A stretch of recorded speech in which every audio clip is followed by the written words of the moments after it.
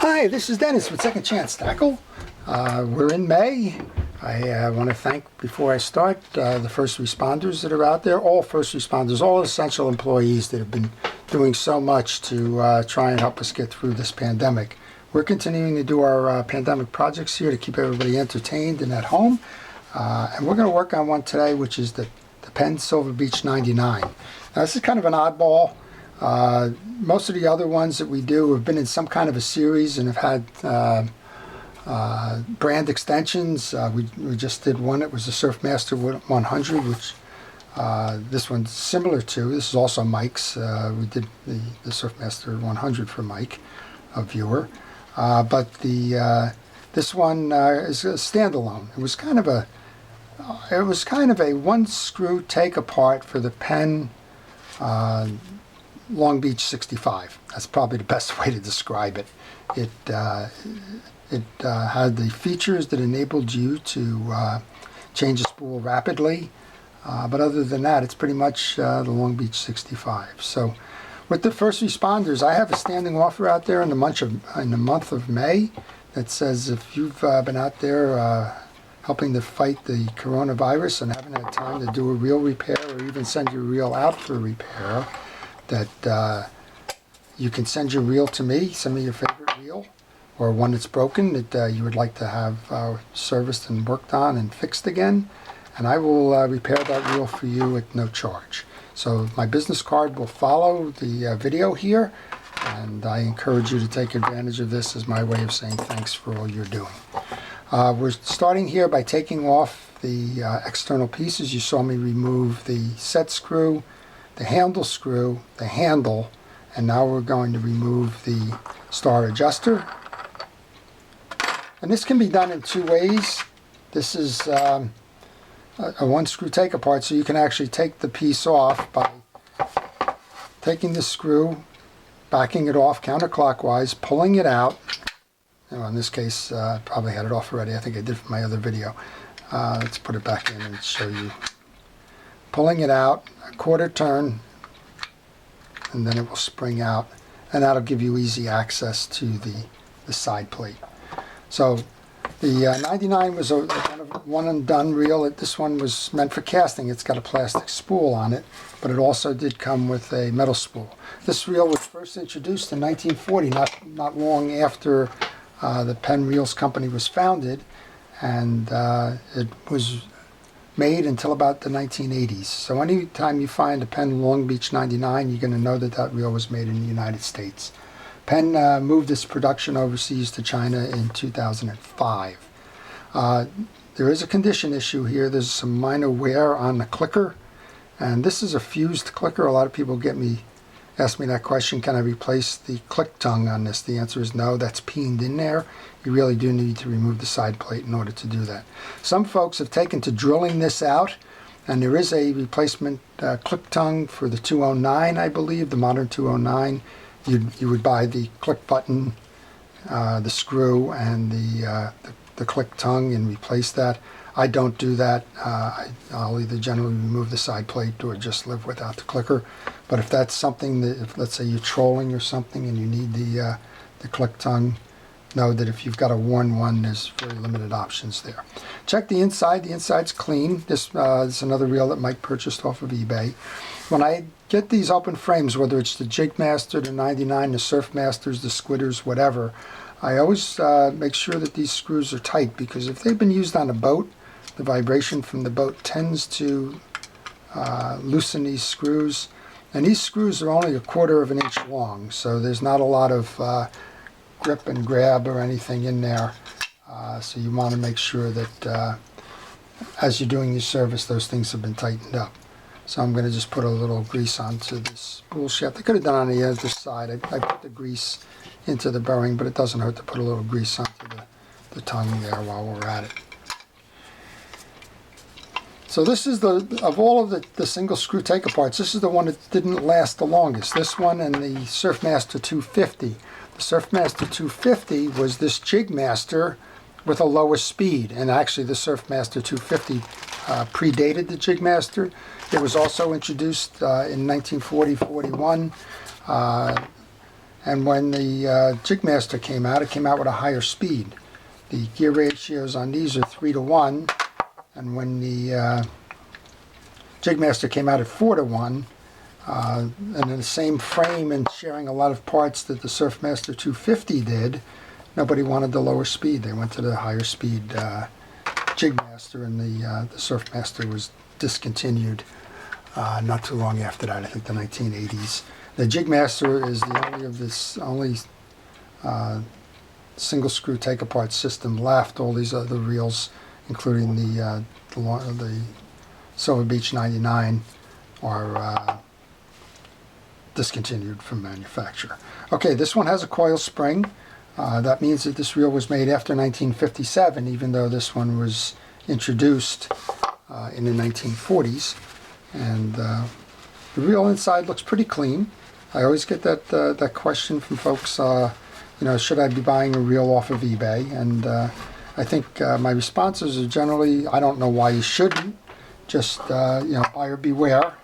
And if you have any questions, ask, kind of a deal. We just pulled the main gear off. I was just looking for the hard washer that goes underneath. Now, because of the age of this and the unknown service history, I'm going to pull the gear sleeve. To do that, you need a pin.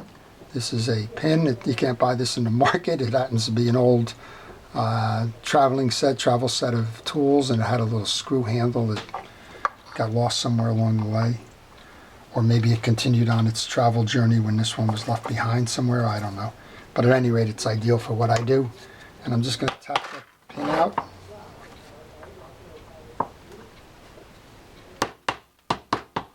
So I used a dead blow hammer here, not to hurt any of the metals. I put the pin in where that pin comes out, and then I just pushed it through. And sometimes you need to grab this with the pliers if you can't pull it out with your fingers, which I can't do right now. So just be gentle on it. You don't want to gnarl it up. It is a pin, so just be kind of gentle as you work your way through.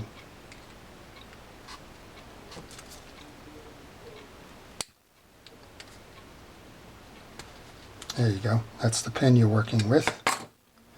So I like to pull this off, and I can feel that there's some junk in there, so it's a good idea that we did clean that up. And then I want to put that pin right back in there so I don't lose it.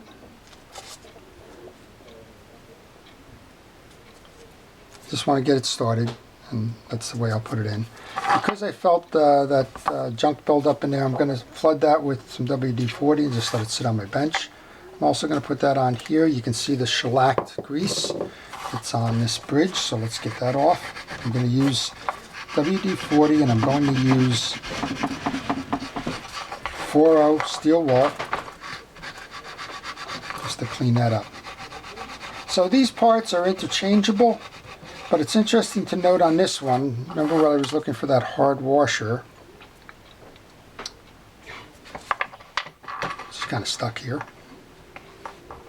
I'm just going to grab my little utility knife here and try not to cut myself while I kind of pry that free. There you go. That hard washer just keeps the dog in place, but sometimes on these older reels you're going to find that underneath the sleeve there's a wider indentation here. And that wider indentation goes over a felt washer that holds oil. So if you have one of those, oil that. You don't find it frequently, and again this 99 is kind of an oddball. You don't find it, so it makes it collectible because there were less of these made than the other take-aparts. But if you do find that, make sure that you oil that. Okay, now I'm just going to make sure that I have clearance on that pin. I'm going to grab the cotton swab and kind of run it in here. Just to make sure we're clear. You want that to operate as efficiently as you can. And then we're going to grab my brush, if I can find it. There we go. My grease brush. I come over and put a little bit of grease onto the shaft. Don't put a lot on there, it'll only squeeze out or jam. Then we can push the pin back in. And if you need help, don't be afraid to use a pliers or something to push it back in like that. You need to make sure that that pin clears this little shoulder here. If it doesn't clear the shoulder, you're not going to get the main gear back on. That's how tight the tolerances are. Alright, I think I got it there. I'm going to press the washers out here. We'll take a look at the drag washers. Okay, the main gear is clear. I'm just checking the teeth of the main gear now. And other than it being varnished from not being used for a while, it seems to be okay. I'm going to take a wire brush then and just clean those up. Take that hard washer, we're going to put that back onto the gear sleeve. I'm going to grab this main gear, just put a little bit of grease into the teeth. You can put the main gear back on. And now we've got leather washers here. And you need to make sure that these leather washers are flexible.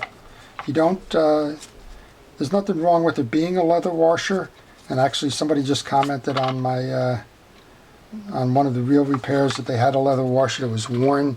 And instead of going to the HT100s or the washer wasn't available or whatever it was, they simply got a sheet of leather from the craft store and cut their own. That's perfectly acceptable. I think that was for the Fluger Akron that we had just done. You can do that. I can't do it. I don't have a steady enough hand, but if you have a steady enough hand, go right ahead. Alright, I just cleaned the one piece off, and since these were sticking, I'm using steel wool. It's 4-0 steel wool. It's the finest of the steel wools. It's non-abrasive. It's more for polishing. I'm just going to clean the tackiness off of that so that we get some slip with these. I'm going to go for one more here.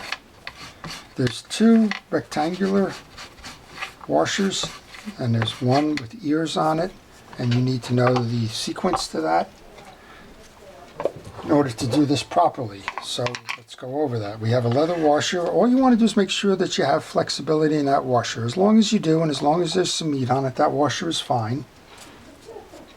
I'm going to use Cal's Universal Drag Grease. I'm going to put a little grease on it, and then I'm going to use my gloved hand, which I use to keep stuff off of it. Then we're going to put the first of the round washers with the rectangular opening in. You grab the second one, and you do that test with each one of them. You make sure that they're not brittle or cracked. If they're brittle or cracked, they must be replaced. Okay, the middle washer is always the one with the ear that has a circle hole but two studs to come out of it. That's called the eared washer, kind of because it looks like a face with ears. Last one of the leather ones then. Last one of these, and this was the cap washer. There's some tarnish on top of it, so we're going to leave that one up facing up. And then we had the cap washer, which we cleaned. Now we have the gear sleeve. I'm cleaning out the inside so that we don't have anything on, and that's the surface of the brush. Alright, let's go over to this side now. This is the free spool release side. When you go to remove this, make sure that the free spool release is in the up position. Just makes it easier to get the jack out of the way. We have the yoke, pinion gear, two springs, and the side case, which has still got a screw in it. Quick squirt. This side case is pretty clean, but I'm just going to put a little bit of penetrating oil in there just to loosen it up. And then I'm going to use a cotton swab. There's still a little bit of grease in there, so dried grease is the enemy, as is dirt, so let's just make sure we're nice and clean on this. Grab that brush again. Go for the real grease. The real grease I'm using is Penn Universal or Penn Precision Real Grease. I just put some on the back bearing and on the eccentric. I'm going to go clean this. This has just got a bunch of old grease kind of hanging in there. Let's get that out of there. Again, we'll use the steel wool to pull that off. Should we do the back as well? There's no sense shortcutting anything. If you're doing this once a year, which is kind of the recommended maintenance schedule that I recommend anyway, it's going to take you 2 more minutes to clean this stuff. Okay, clean the shoulders of the yoke. We're going to put a little bit of grease on that. Going to do the same thing here with the spool or the pinion gear. We're going to check to make sure it's all clean and that the teeth are all straight, nothing bent or chipped. If they had a lot of junk in it, you could use a wire brush to clean it out. This one's fine. That's the assembly. Somebody sent me a question the other day, what's wrong with my reel? I put it all back again and the spool doesn't spin. And then we found out that they did not put the gear in with the U shape or the notch in it facing out. They put it this way. Well, if you put it that way, you can do that, but that won't grab the spool. The spool's got a shoulder on it that goes into that U-shaped notch there. Okay, so you press down. We take that jack and we slide it under the tab on the eccentric. And there you're set. Now I don't know why Penn did it, but sometimes that eccentric runs this way and sometimes it runs the other way, the jack. I don't know. Guess somebody was bored one day and figured out that they'd try and reverse that. Okay, we have the assembly now. I'm going to install the dog. We put the main gear in its housing. We push down on the yoke. We turn the bridge assembly to a perpendicular slot. We take the fully threaded screw and put that into the opening. Take the dog, and then when we put the dog on that screw, we're going to have a notch. You're going to see the notch in the case here. I don't know if this is any better. Notches in the case. Then this little rascal here, this little spring goes in that notch. So I like to start it on one side and push in, and just, it's a matter of feel, but be careful with this because if you don't have it right, it's shooting somewhere. So just be careful to kind of work it in, and you can see I've got it set properly now.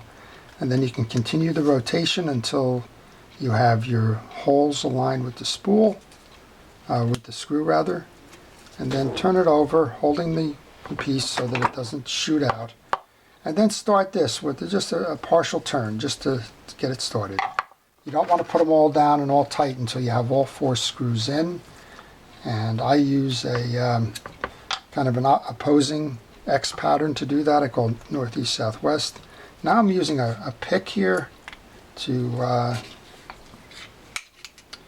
align the hole. Remember I said that there's some tolerances in here. Oop, the gear sleeve fell out, but that's not an issue. You want to use that pick to align the hole.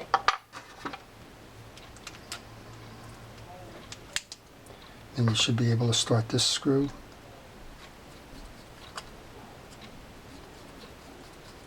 Still not quite aligned there, so turn it over and see what you're doing, right? I just heard it snap in there, so we're good. 1 or 2 turns, don't do all of them.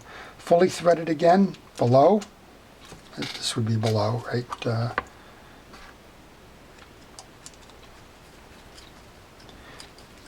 And there should be one more in that parts tray, which there is. That's the partially threaded. That belongs up top, going through those springs. And once you get them all in, which I just did, now you can go back and tighten in that opposing X pattern again. Northeast, southwest. Okay, and then we can put the sleeve back in. And sometimes people use the sleeve as a judge for how much do I have on my drag washers. Well, understand that there's 2 setups in this star adjuster. There's the star adjuster that's got the indentation on it, and there's a star adjuster that's flat on both sides.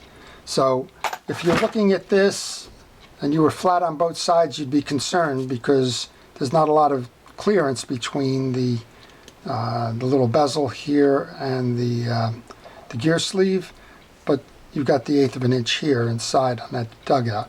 That was created to keep water out of the reel.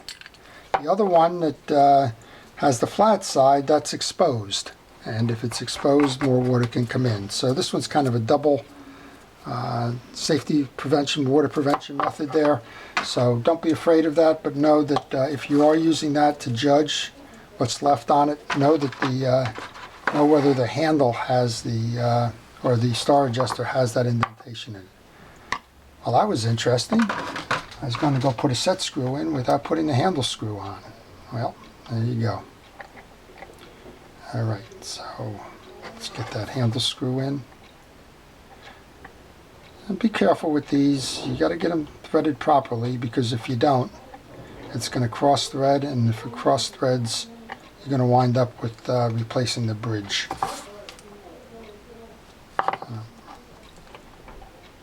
And depending on the age of the reel and how many times the screw's been taken out, we got it now. It may be a little bit or a lot. And then once you get it in, just tighten this handle screw until that notch lines up with the indentation. I'm going to grab the screw here.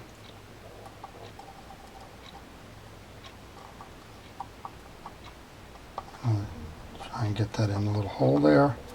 Those of you that watch my videos have seen this movie before, like me in small parts.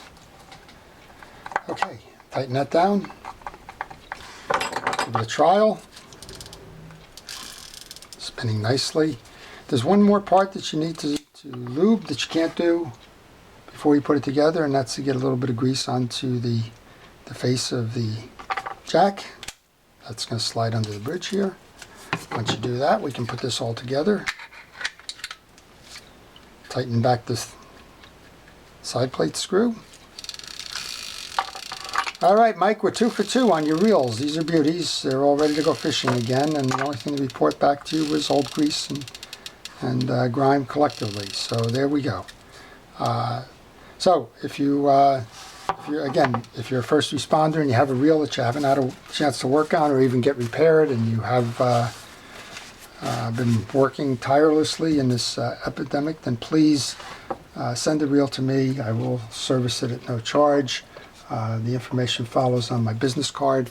If you have a question, if you've been working on a reel repair and you have a question because you're stuck along the way, shoot me a note. Anybody, not just first responders. I'll be happy to see if I can't help you work through that. And if you would like a reel repaired but don't want to take on the task yourself, then contact me by the email on the business card as well. I'll be happy to provide you the details on the repair service. So this is Dennis with Second Chance Tackle. Please be safe. Stay indoors, do what the authorities are asking us to do, and we will get through this. Thank you for watching.